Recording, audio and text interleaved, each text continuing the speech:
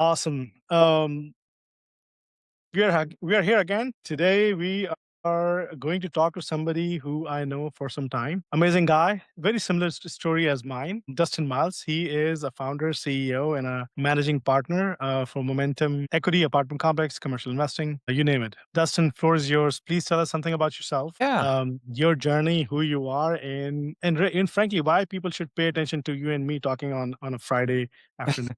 Yeah. No, I appreciate that. Well, one, there's not a World Cup game going on right now, so you can listen to this and then watch tomorrow. But yeah, I'll kind of go back, just background on me. Yeah, I grew up in Fort Worth, Texas. I was born here. He's always pretty entrepreneurial. Honestly, had a candy business while I was in elementary school. My bus driver called me the candy man, which is kind of fun. And Awesome. then, had different businesses, lawn mowing, had a, I'm 48 right now. And so I had an internet business when not, most people didn't have websites. So, did that during college, when there was still dial up and all that good stuff. Yeah. That was interesting, and then, went to school for engineering, went to UT Austin, and, it was interesting because I had the option of going into business or engineering, and I was like, "Hey," kind of wanted to challenge myself and all that, and so in engineering, I was like, "Oh, this is hard." So had to work pretty hard Yeah. there, but, yeah, after college, started, had a job and all that good stuff, the entrepreneurial itch, kinda came back, and so it just doesn't go away. So, I ended up, doing rentals and flips, and I started it was good timing. I started buying kinda '09 and Yeah. 10, kind of in that Wow. Yeah. range. Wish would have been buying bigger stuff than it, Yeah. probably would have been or bought more. Yeah, ended up doing that, then got into wanted to learn how to scale, and so looked at multifamily, got in more passively 2012, and then I was like, "Hey, I can." Yeah, I watched very carefully what the Yeah. sponsors were doing, and I was like, "Hey, I can do this. If they can, I can." Yeah. Anyways, but I was in Lifestyles Unlimited, for kind of oh Okay. 09, yeah, and then started, Brad Sumrock was a coach there. He split off and started Yeah. his thing in 2013, so went there, and then I syndicated my first deal in 2014. 14. And I feel like I'm here. I'm listening to myself, to be honest. It's exactly the timeline that I started. I started in 2010, fix and flips houses. And I was very entrepreneurial, just like what you said. I used to, back when I was growing up, the place where I was growing up, teaching tuitions, calculus, and those kind of things it pays well. And I did that all my college life. And then I started the other business I did, which I think was very interesting at the time, as early on when people were very brand new to the website. I would build website for retail stores for equivalent of $5 time cost. I did quite a bit. That $5 back 20 years ago in with the money conversion was pretty large amount. And Yeah. then just like you, I went into engineering and I quickly realized I made good money. I want to buy my own deals and do my own deals. So pretty awesome. When did you so you were always you stayed into engineering for some time. Tell us a little bit more about that. How long did you do that and when did you become full time into Momentum? Yeah, I mean, I was trying a few different things, trying to, I mean, I tried Forex trading. I tried, and then got into real estate. I had a blog at the time too. Blogging was kind of Yeah. popular, like Yeah. 2005 to 10. So I tried a bunch of different things, and real estate stuck, and just obviously it made sense. I can go knock on the door. I can drive by, touch it, feel it, and all that stuff. So, and real estate's always been pretty attractive.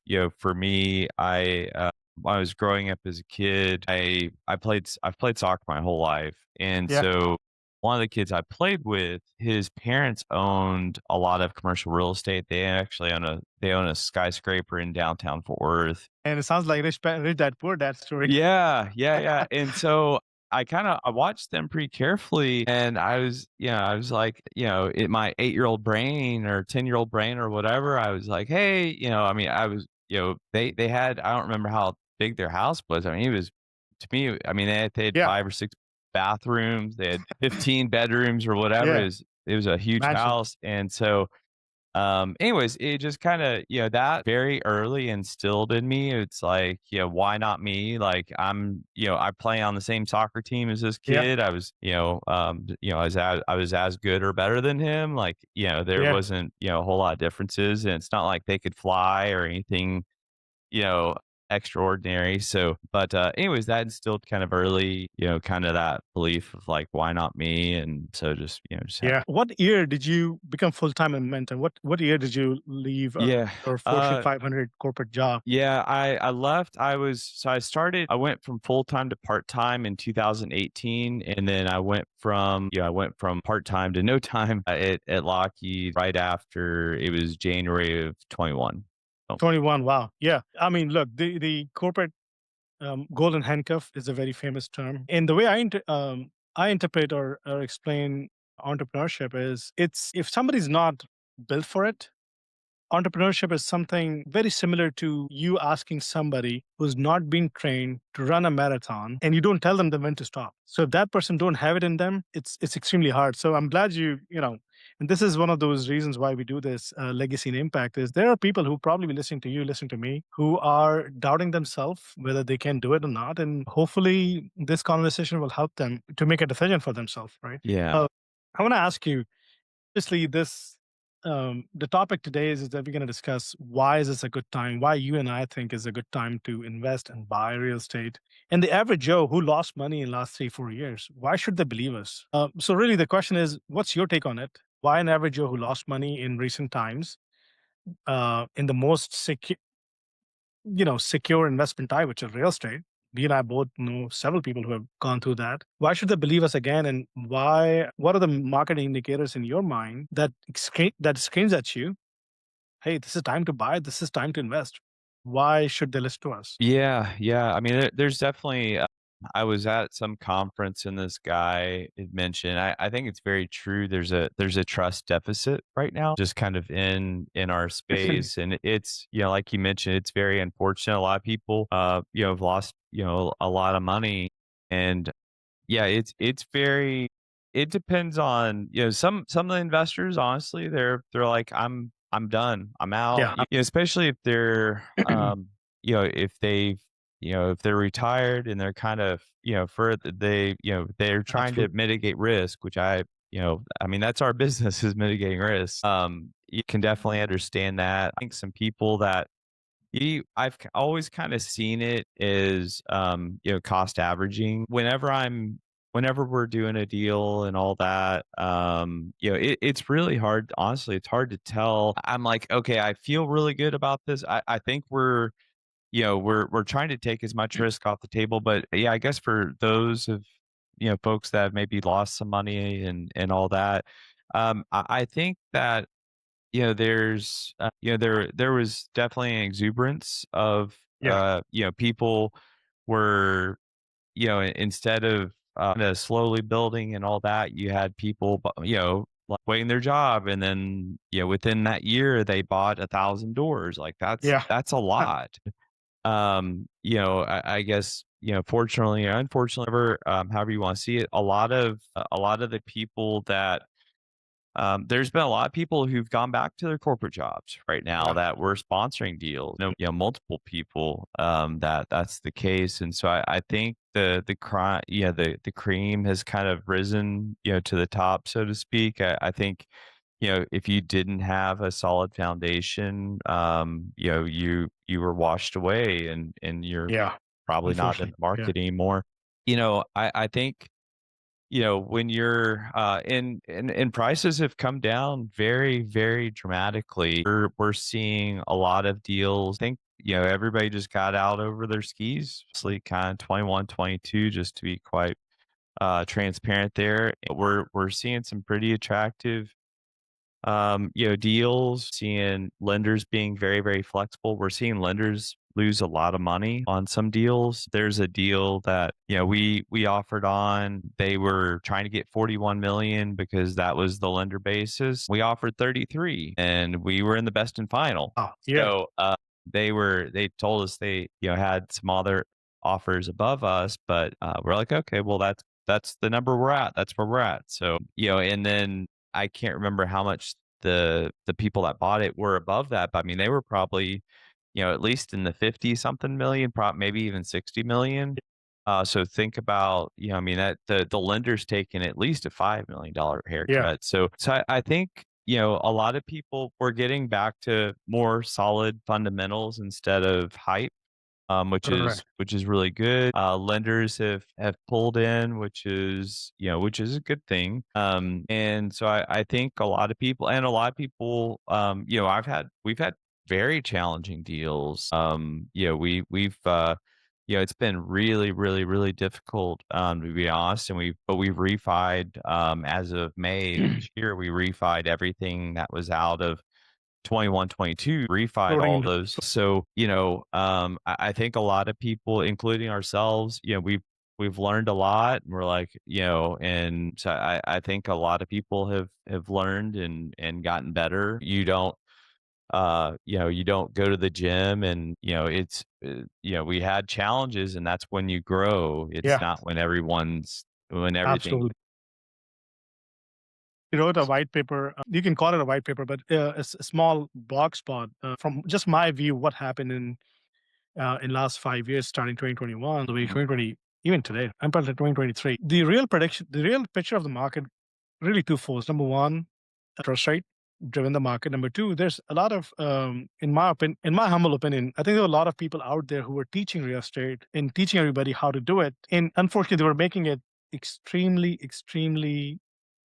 oversimplified. And I've hired people who gone to those programs and could not do any of that and came back to a job or went back to W2, like you said. So I think that was one of the factors, especially with multifamily. It's been so much saturated. You and I both know 90% of those people are not in the play anymore. Yeah. Teaching gurus are back to their daily work, what they were doing before. If owning is so easy, why you're teaching or Right. while they were around. So there's definitely two sides of the story. And then one of the things that I'm noticing now is that people who were first timer as an investor invest in a deal and that they had no idea whether they was overpaying or they were not because they were never around in 2010 Yep. or they were never around when the Harvey was here in Houston area or a couple of downturns that you and I have seen. Those who are the first timers who invested, they're never going to come back because they Right. just have such a bad experience. But people who are been, like I said, dollar cost average, meaning people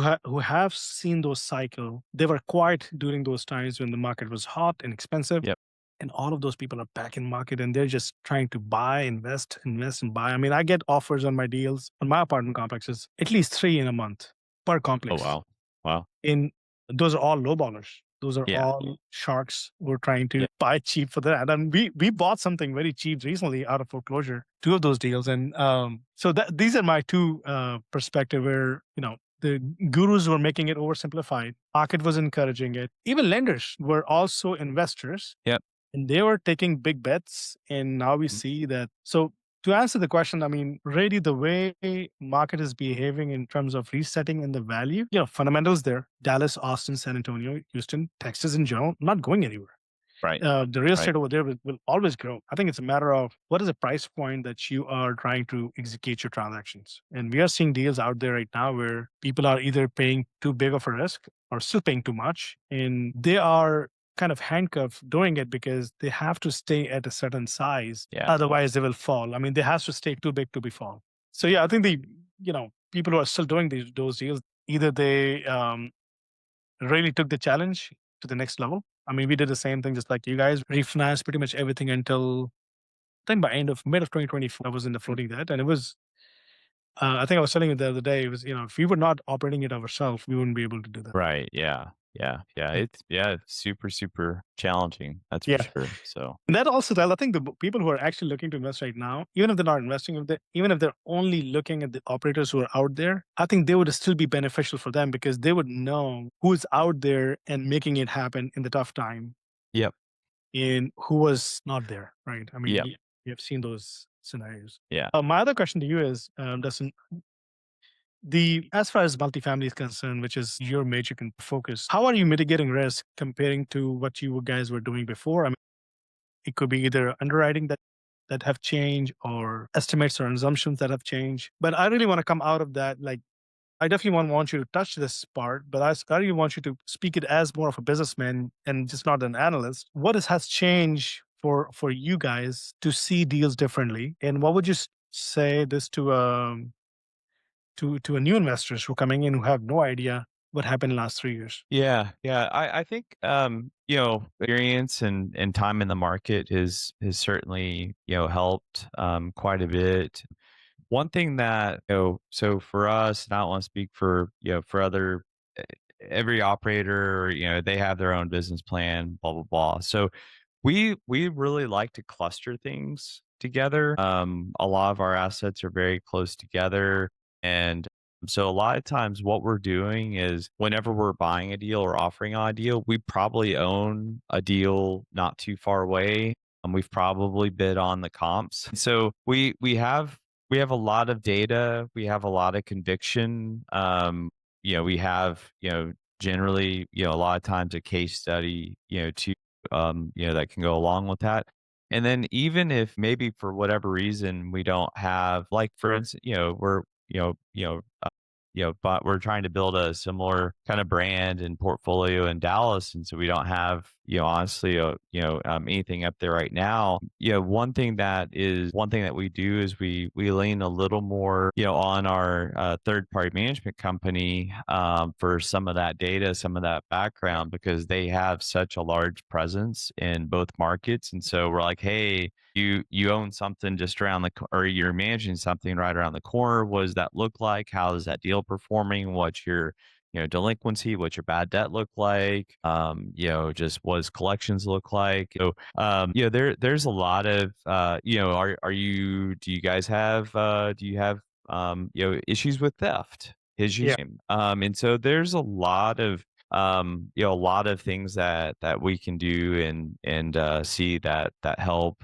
We also partnered with a company called Snapped, and so so Snapped helps with Application fraud. yeah, and so they can help. It's interesting. I think they have some kind of heat maps of areas where they're seeing a lot more fraud than other areas. So we work with them as well, and so just trying to understand what that looks like. Some other things that we've done is we've created we have a lot of people have done this too, so it's not like we have a portfolio insurance program, and so that's been able to bring down the cost of our Cost. insurance, which has been the past, not more recently, but before kind of 21, 22, 23, that was a real issue to solve. We saw, especially if we don't have assets on the coast, but if you're on the coast, oh my gosh, it was, you really saw some high rates there. Yeah.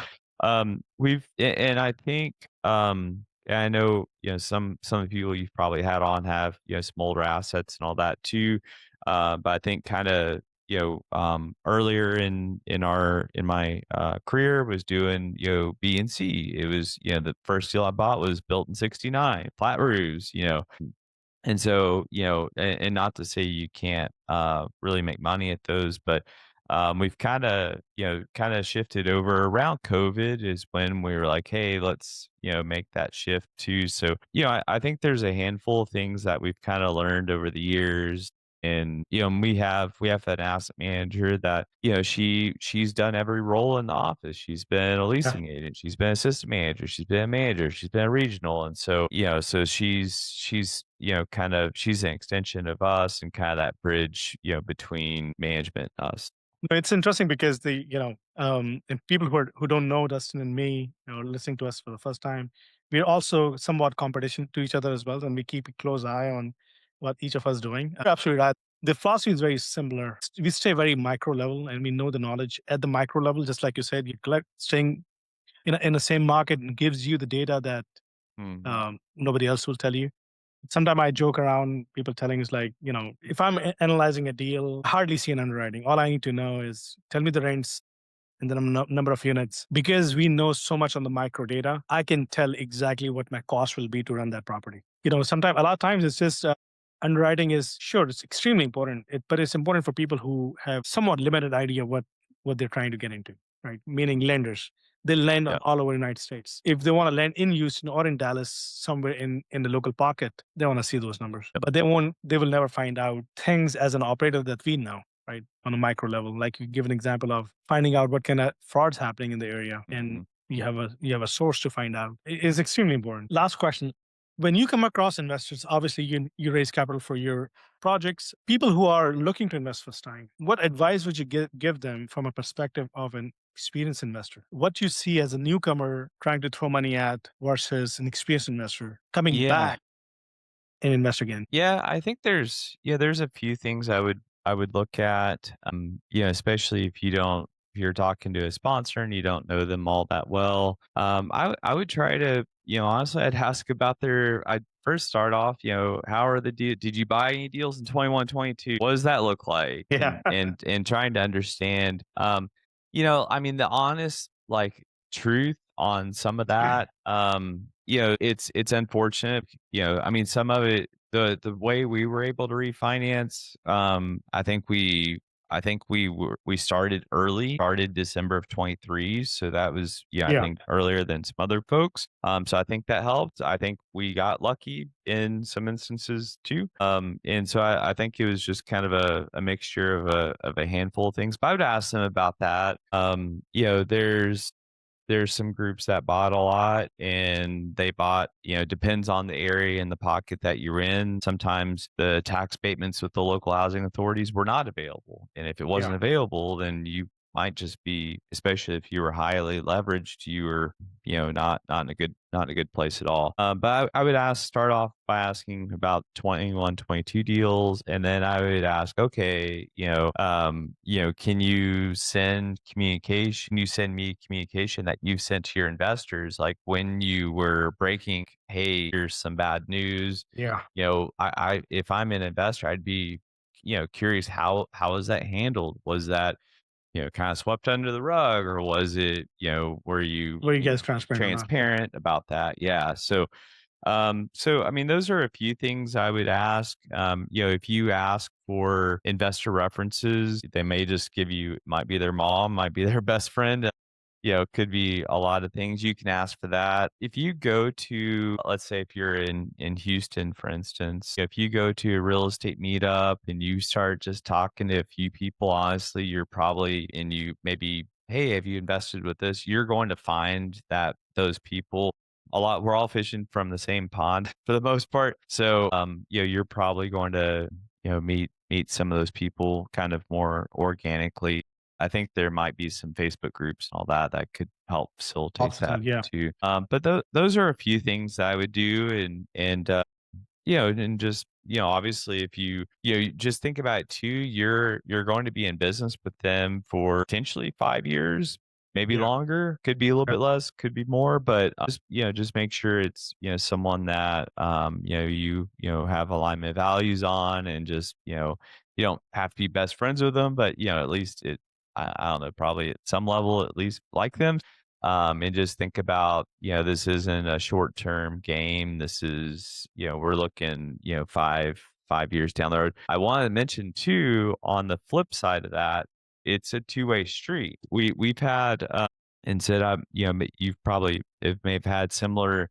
We've had a few people that we've turned away for different reasons. Sometimes it was kinda, they didn't have savings, and that was, like, all their Yeah. savings they were trying. I was like, "No, no, no, no. We, Yeah. like, just, come back to us, save up, and then we can talk again another Yeah. time." And then we've had some other investors with very deep pockets that were looking to put multiple seven figures into a deal, and With some honestly, controlling rights. Yeah. yeah, and they were very combative and all that. And we're like, this is a team. We're very team oriented. Grew up playing team sports. It's just kind Yeah. of in our nature. It's, if it's not a team thing and we're not aligned, then hey, let's just, happy to refer you to some other people where it Yeah. might be, but not, it's Now just that's not a yes. fit here. So, and it was hard too, because this is in the middle of COVID, really hard to raise Yeah. money when, it's hard to even go to the bank. And so, and he was looking to put in, he exited from a Fortune 500 company. And so anyways, but Nice. Yeah. Yeah, that was challenging. So Yeah. No, absolutely right. I think I can echo here. They're only 20% of the investors will take 80% of your time. 9 out of 10 times is none of their fault, really. It's just they've never understood the investment from get go. They never understood the risk or the timeline associated with it. I have one investor. He still complains to me that he don't get my emails. And we checked, we checked multiple times. He gets his email. He just don't know how to check it. He's very old school. yeah, But his yeah, original conversation started, "Hey, I'm not getting your newsletter in my mailbox. Like, we don't send mailbox newsletters." yeah, There are those things where we try to, we can try over all we can, but there are always some cases where our responsibility to execute a business plan purely depends on how much time we are not wasting on stuff that we should not be. yeah. So you're absolutely right. I think I'll just conclude with this. Investors who are looking to invest today, they probably be investing in the best time. And unfortunately, they don't know because they are just a first timer or they have never invested into commercial real estate. I can give you my example. If I have a dollar, I'm investing 99 cents if I can in real estate because that's a time to buy. We bought something this year. We think we're gonna exit next year or end of towards end of this year, maybe early next year. And I think we'll 4x our investment in in Wow. in in, in a matter of this much time. People who have the operational skill set, people who have it depends how you see it. We are vertically integrated, so we feel personally feel a lot of control when I'm buying a deal. I know my guys can go and execute it. They can go to the city and pull a permit if they have to. All those, older assets challenges that we Mhm. all go through. I just never left that rope. I'm still doing it, and we still want to do the newer and better deals. But to really going back to what we were originally talking about is this new investor who is not experienced will be taking less risk in this market investing, given they're investing with the people who know what they're doing. And experienced investors, they should be even more aggressive than anybody else because they should know better. Yeah. And this market is a market where can you can buy things at 30% discount, 20% discount, 40% discount, Yep. or even more in some cases. Well, Dustin, thanks a lot for your time. I know we're 10 minutes over than what we thought we were going to do, but any last comments and how people can get to you and easiest way to connect with you? Yeah, yeah, yeah, appreciate that. Our website's just momentummultifamily.com. Email is just Dustin at momentummultifamily.com. I'm on LinkedIn. You can find me there. My middle initials W, so Dustin W Miles. But yeah, happy to help any way I can, and just appreciate your time, Sid. Thank you. Yeah, absolutely. People who can remember momentum, just try to remember momentum BMW. That's the easiest way to remember. Well, thanks a lot, Dustin, for your time. Hopefully, like I said, people who are gone through some cycles, like you and me and several others who are still in the game, I think they'll come out winners. It's a matter of time, how fast, how soon can you execute those deals. I don't think it's gonna stay longer than next year, if at all. Then I think pricing will go back up again where they were a few years ago. Maybe not as high, but I think this is definitely going to creep up because there is still a lot of dry powder out there Yep. who actually going to get really aggressive Mhm. sometime this year, next year for sure. Yeah, I mean, on just kind of on that point, a lot of those people have really big funds and they either have to invest it or they have to return it Sure. and they have a certain window. Absolutely. Yeah. You're absolutely right. Yep. Awesome. Thanks, Justin, for your time. And hopefully we'll see you around. All right. Appreciate it. Thank you. See ya. Thank you.